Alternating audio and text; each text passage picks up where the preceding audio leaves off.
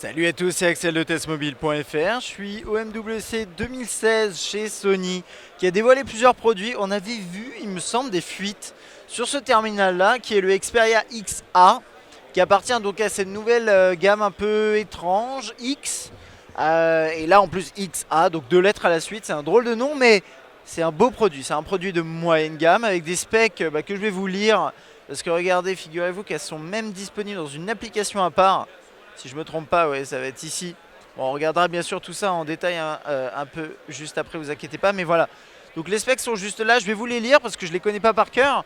Mais concrètement, on a du 5 pouces HD. Vous l'avez vu en quasi borderless. Bon, je dis quasi parce qu'il y en a quand même une légère. Mais c'est ce qu'on appelle un terminal quasiment sans bordure. Et vous verrez niveau design, on va s'approcher un petit peu tout à l'heure. C'est plutôt cool. Plutôt cool. Avec Bravia Engine 2, on a du 13 mégapixels juste à l'arrière. Avec un système qui est capable de lancer l'appareil photo rapidement qui s'appelle Quick Camera Launch. Capable de prendre des photos en basse luminosité, ça faudra bien sûr le vérifier. Que dire de plus? Caméra frontale de 8 mégapixels, une batterie de 2300 mAh. Leur promesse entre guillemets c'est 2 jours d'autonomie, à voir. Alors là par contre on n'est pas sur du Qualcomm, hein, c'est un produit de moyenne gamme qui devrait avoir un prix qui va en lien aussi avec ce chipset, hein, mais on est en MTK MT6755, c'est de l'octa-core, 2 Go de RAM, 16 Go de mémoire interne, nano SIM et micro SD jusqu'à 200 en plus. Il y a une version single et une version dual SIM comme vous pouvez le voir là. On va se pencher d'abord sur le design. Moi que je trouve honnêtement il est très beau, hein. C'est un beau produit. Moi voilà, là, quand je l'ai vu j'ai été un peu bluffé. D'ailleurs c'est vrai que globalement cette année tous les produits Xperia sont plutôt stylés. Mais celui-là il est spécialement intéressant. Avec en fait un côté, alors c'est, si je me trompe pas ça doit quand même être de l'aluminium sur les côtés. Et imaginons même que ce soit pas de l'aluminium, si c'est du plastique c'est bien fait. Mais imaginons même que ce soit du plastique, c'est quand même costaud, là je suis pas trop sûr. Et un truc que j'aime bien c'est l'écran, vous pouvez le voir un peu au reflet si vous regardez. Mais l'écran est légèrement incurvé, très légèrement, ça s'intègre très bien dans le design.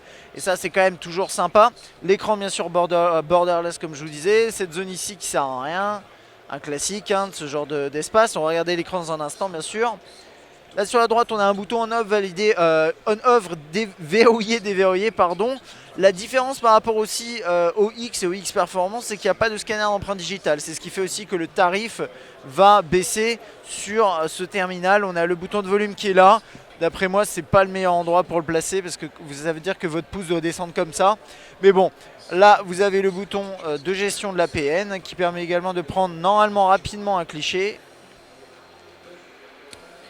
Et alors le quick Camera Launch, voilà, il bug un petit peu parce que c'est des protos, donc vous attardez pas trop là-dessus. J'espère que ça ira une fois qu'il sera sorti bien entendu. Sur le haut, on a le jack 3.5 mm, on a une petite trappe pour accéder à la SIM et micro SD. Il n'est pas certifié IP, hein, il n'est pas résistant à l'eau. Et puis à l'arrière, la PN juste là, l'appareil photo. Et un petit logo NFC. Il y a un truc sympa sur cette version blanche, ça se voit peut-être pas trop à la caméra, mais il y a un côté un peu nacré qui rend bien, hein. C'est très sympathique. Il y a aussi une version noire, une version, une sorte de saumon et une version verte. Mais je peux pas vous les montrer, il n'y a que la version blanche qui est en démo. Puis port USB ici. Puis ensuite après c'est un terminal qui tourne sous Marshmallow. Normalement il devrait bénéficier de la nouvelle approche d'interface de Sony qui consiste à enlever le menu des applications et à mettre sur les côtés des widgets qui vous permettront d'accéder à certaines applications plus rapidement. Mais ça on le verra lors de sa sortie. Est-ce que c'est du Marshmallow ça? On va aller voir. Parce que normalement c'est censé être Marshmallow. Mais n'oubliez pas, hein, c'est souvent des protos sur les salons. Ouais, c'est Marshmallow. Ok. Excusez-moi. Comment ça se fait tard, j'ai plus de voix. Alors, le menu là qui va disparaître, du coup on peut quand même le regarder, mais il va disparaître avec les applications ici suggérées. Le téléphone ici. Paf, voilà. Tout ce qui est message. Donc pour l'appareil photo, on a cette interface ici, avec possibilité d'accéder aux caméras apps juste là. On a la vidéo, le mode supérieur auto pour la photo. Pof. Et normalement il doit être assez rapide, hein, en théorie. Et le bouton dédié bien sûr qui est assez pratique juste là, Que dire de plus? Là, comme vous pouvez le voir, j'ai changé de produit, hein, parce que l'autre plantait un petit peu. Mais ça, c'est pas grave, c'est classique aussi sur les salons. Je pense que c'est à peu près tout ce qu'il y a à dire. De toute façon, l'interface n'est pas l'interface définitive pour l'instant. Mais dans tous les cas, moi, je trouve que ce XA est un très très beau produit. Borderless, le beau design, après à voir s'il tient la route en termes d'autonomie, d'APN et de performance. Et une fois qu'on a ça, bah, moi, je trouve que on a tout, quoi. Donc après avoir le prix également.